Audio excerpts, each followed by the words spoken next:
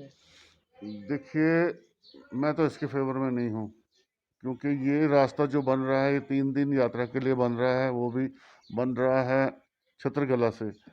और अगर आप देख लेंगे कि एक प्रपोजल हमारा आ रहा है टनल का, छतरगला टनल का, वो सरथल और भद्रवाह के बीच में टनल है। जब ये टनल बनेगा तो ये रोड बिल्कुल डिफंक्ट हो जाएगी, इस रोड पे कोई नहीं चलेगा। देखिए कि यूनाइटेड भद्रवाह सिविल सोसाइटी के जो प्रेसिडेंट थे अभिमन्यु कोतवाल जी, उन्होंने डिस्ट्रिक्ट भद्रवाह की डिमांड जो है वो एलजी साहब तक पहुंचाई, जिसमें उन्होंने एलजी साहब से डिस्ट्रिक्ट भद्रवाह एक इंजीनियरिंग बिल्कुल कॉलेज आपका और कहना जो सही है कि रोड ये गलत है। जो भी जो लोग यहाँ पे जो ड्रेनेज है वो सीधा डायरेक्ट वाटर बॉडीज में जा रही है। उसके लिए हमने लोगों को काफ़ी दफ़ा मना भी किया है, फाइन भी करते हैं हम।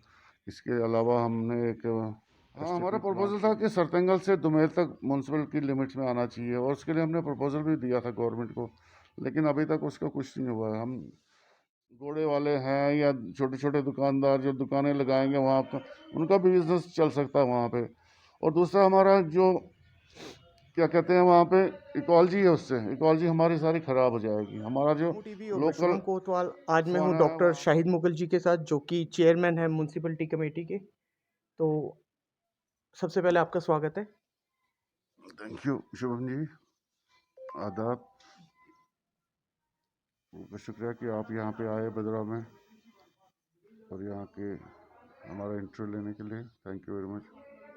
तो शाहिद जी, मेरा पहला सवाल ये है यहाँ के रिगार्ड में कि यहाँ जब भी हम आते हैं तो पॉलीथीन्स का हम देखते हैं, जबकि सब कुछ आपने रखा हुआ है, डस्टबिन्स रखे हुए हैं, हर चीज़ को यहाँ प्रोवाइड किया गया है, लेकिन स्टिल लोगों को हम देखते हैं कि पॉलीथीन सड़कों पे फेंके हुए हैं। जब बारिशें आती है वो सारे पॉलीथीन सड़कों पे आ जाते हैं, तो उसके लिए कोई ठोस कदम क्यों नहीं उठाए जाते? देखिए, यहाँ पे हर महीने चेकिंग होती है पॉलीथीन के लिए भी, बाज़ार में सब जगह चेकिंग होती है, लेकिन फिर भी काफ़ी अवेयरनेस की ज़रूरत है। यहाँ पे लोगों को अभी पूरी तरह से पता नहीं है, वो फिर भी फेंकते रहते हैं।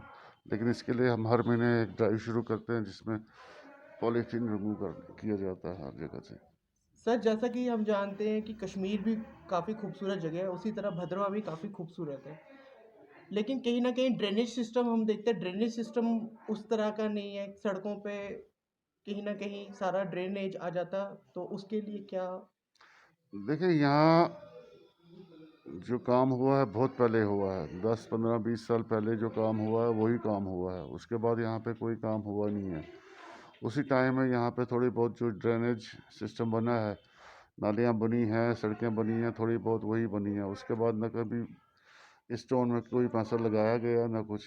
वो अब जो नालियाँ 10 15 साल पहले बनी है वो डिफंक्ट हो गई हैं। अब हमारी कोशिश है कि जो ही पैसा आता रहता है, हम जो भी हमारे तक है हम ठीक करते रहते हैं। इंशाल्लाह जल्दी हमारा ड्रेनेज सिस्टम ठीक हो जाएगा।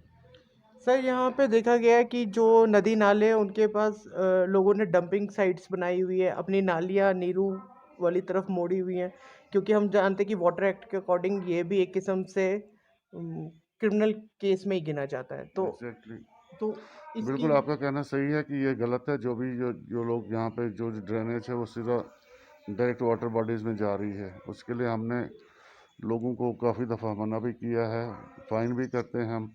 इसके अलावा हमने एक एसटीपी प्लांट के लिए बोला है गवर्नमेंट को कि यहाँ सीवरेज सिस्टम एक बनाया जाए, तो वो भी हमारा प्रपोजल है। हो सकता है वो जल्दी थ्रू हो जाए और हमारे ये ड्रेनेज का सिस्टम सारा ठीक हो जाएगा। कि मतलब डंपिंग साइट्स का बड़ा प्रॉब्लम है यहाँ पे, जल्दी से जल्दी इसको ठीक किया जाएगा। बिल्कुल जल्दी। सर, आपने रिसेंटली देखा होगा कि यूनाइटेड भद्रवाह सिविल सोसाइटी ने एक ऑर्गेनाइजेशन बनी यहाँ पे सोसाइटी, उन्होंने आवाज़ उठाई कि कैलाश के लिए जो सड़क निर्माण है कुंड तक, डीपीआर में तो कैलाश कुंड लिखा हुआ है। कुछ बुद्धिजीवी कह रहे हैं कि नहीं, हम नीचे बनाएंगे, लेकिन मेरा जहाँ तक अंदाज़ा है कि जो डीपीआर पे एक बार चीज़ मेंशन होती है वहाँ तक जाता ही जाता है गवर्नमेंट का प्रोजेक्ट। तो आप इसके कितने फेवर में और कितने अगेंस्ट में? देखिए, मैं तो इसके फेवर में नहीं हूँ, क्योंकि ये रास्ता जो बन रहा है ये 3 दिन यात्रा के लिए बन रहा है, वो भी बन रहा है छतरगला से। और अगर आप देख लेंगे कि एक प्रपोजल हमारा आ रहा है टनल का, छतरगला टनल का, वो सरथल और भद्रवाह के बीच में टनल है। जब ये टनल बनेगा तो ये रोड बिल्कुल डिफंक्ट हो जाएगी, इस रोड पे कोई नहीं चलेगा। और मुझे नहीं लगता कि 3 दिन की यात्रा के लिए जो रोड बना हुआ है तो उसको वो सारा साल उस पर काम करेंगे, उस पर उसको बहाल रखेंगे सारा साल, वो ऑटोमेटिकली डिफंक्ट हो जाना रोड। इससे बेहतर है कि ये जो रोड है जो पुराने ट्रेडिशनल रास्ते से अगर वो लिया जाए या सरथल तक बनाया जाए तो वो ज़्यादा अच्छा है, क्योंकि हमारे टूरिस्ट भी सरथल जा सकते हैं और सरथल के आगे जो हमारे घोड़े वाले हैं या छोटे छोटे दुकानदार जो दुकानें लगाएंगे वहाँ पर उनका भी बिजनेस चल सकता है वहाँ पे। और दूसरा हमारा जो क्या कहते हैं वहाँ पे इकोलॉजी है, उससे इकोलॉजी हमारी सारी ख़राब हो जाएगी, हमारा जो लोकल फाना है वहाँ पे वो डिस्टर्ब हो जाएगा। तो मुझे नहीं लगता कि वो रास्ता बनाना चाहिए उसको। सर आपने देखा कि अभी भद्रवा की कंडीशन रोड्स की बड़ी बुरी है। हमने एडीसी साहब से भी पूछा, उन्होंने बोला कि मई तक काम हो जाएगा। ये एक हैरान करने वाली बात नहीं है कि अभी आपकी जो इनर सिटीज़ हैं या गाँवों को कनेक्टिविटी नहीं है जहाँ पे आबादी है, लेकिन ये यहाँ पे तो आबादी ही नहीं है। तो पहले आबादी वाली जगहों को ठीक करना चाहिए, दुरुस्त करना चाहिए। बिल्कुल आपका कहना सही है, लेकिन यहाँ आज तक किसी ने कोई ध्यान ही नहीं दिया, क्योंकि हमारा कोई लोकल लीडर यहाँ का है नहीं जिसको ख्वाहिशों को मेरा शहर मेरा गांव मेरा वो अच्छा हो।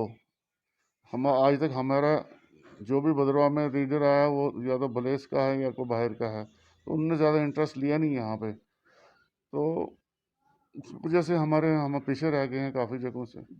सर जैसा कि आपने देखा कि अभी धनंतर जी भी जीते, तो आपका कोई ऐसा ये नहीं हो सकता प्लान कि दोनों म्युनिसिपल और जो विलेज रूरल एरिया ये इकट्ठे मिलके कोई ऐसा काम करे जिससे कि कनेक्टिविटी लोगों को मिले? बिल्कुल बिल्कुल हमारा काम तो है ही, हम तो मिलजुल कर काम कर सकते हैं और करेंगे भी। भद्रवाह को जितना खूबसूरत बनाया जाए जितना सुंदर बनाया जाए उसके लिए तो हमें जो भी करना पड़ेगा हम करेंगे। उम्मीद है कि आप जतिंदर सिंह जो आए हैं जो हमारे नए डीडीसी चेयरमैन हैं, अगर उनको पावर्स मिल गई हैं तो हो सकता है कुछ भद्रवाह की तरक्की हो जाए, तो उम्मीद करते हैं। आप चाहेंगे जो फार फ्लंग एरिया है वो भी म्युनिसिपैलिटी की लिमिट्स में आए?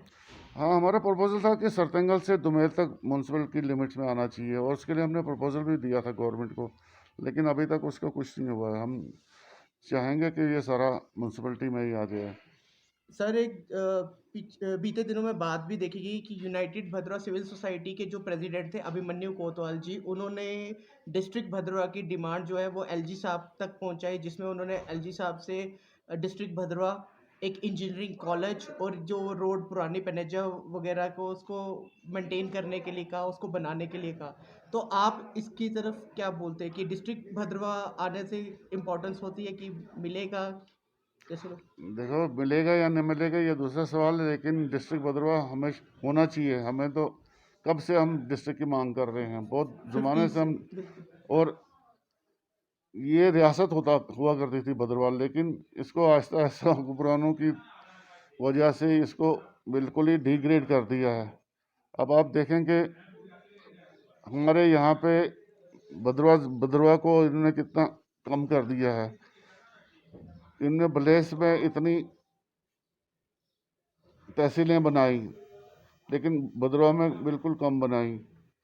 और हमारी यही डिमांड है कि हम तो काफ़ी देर से डिमांड करें कि भद्रवाह को डिस्ट्रिक्ट का दर्जा दिया जाए, और अभी तक तो कुछ नहीं हुआ। उम्मीद करते हैं कि आइंदा कुछ करें, तो गवर्नमेंट सर करे। जिस तरह इस तरह की सिविल सोसाइटीज़ आगे आ रही है, आपको क्या लगता है कि सिविल सोसाइटीज़ के आगे आना भी कुछ मतलब प्रेशर बनाता है? बिल्कुल बनाता है, और उसके लिए कोई मेरिट भी होना चाहिए। सिविल सोसाइटी तो एक प्रेशर बनाएगी, लेकिन कुछ मेरिट्स भी होना चाहिए जिस मेरिट्स पे गवर्नमेंट इसको आगे डिस्ट्रिक्ट बनाए। जी, डॉक्यूमेंटेशंस प्रोवाइड दोनों होने चीज़ों को चाहिए। देख के बिल्कुल। तो सर अगर आप कुछ मैसेज देना चाहेंगे कि सिविल सोसाइटीज़ या जो लोग हैं जो कोरोना की महामारी फैली है एसओपीज़ को जैसे लोग फॉलो देखा जा रहा है कि फॉलो कर रहे हैं, क्योंकि बड़ी सारी सिविल सोसाइटीज़ भी आगे एडमिनिस्ट्रेशन के साथ आके कंधे के साथ कंधा मिला के लोगों को समझा रही है, साथ में काम भी कर रही है। तो आपको ये सब कैसा लग रहा है? अगर आप अपील करना चाहें यूथ को, आप क्या कहना चाहेंगे? मैं तो सबसे पहले यही अपील करना चाहूँगा कि जिसको ज़्यादा ज़रूरी बाहर निकलना हो बाहर निकले, बाकी घर में बैठे, क्योंकि ये जो सेकंड वेव है ये बहुत जल्दी फैल रही है। इसमें हमारे नौजवान भी आ रहे हैं, बच्चे भी आ रहे हैं, इसकी जद में आ रहे हैं। और मैं यही चाहूँगा कि लोग पूरी तरह से अपने आप को बचाएं, डबल मास्किंग करें, सोशल डिस्टेंसिंग रखें और बाहर ना निकलें। अगर ज़्यादा ही ज़रूरी निकलना हो तो वो निकलें, बाकी घर में बैठे रहें और जो भी SOPs गवर्नमेंट देती है उसका वक्त पे वक्त पूरा पालन करें और अपने आप को बचाएं। Thanks a lot sir. तो आपने देखा डॉक्टर शाहिद मुगल जी ने अपनी जो बात है हमारे सामने रखी, कुछ सवाल हमने पूछे और उनका उन्होंने बेबाकी से जवाब दिया। तो हम उम्मीद करेंगे आगे भी इसी तरह आपसे रूबरू एडमिनिस्ट्रेशन के जितने भी बड़े पद पे बैठे हुए लोग हैं उनसे करें। आज के लिए बस इतना ही। फॉर फर्दर डिटेल्स आप जम्मू टीवी को फॉलो कीजिए, लाइक कीजिए, शेयर कीजिए। जय भारत, जय हिंद।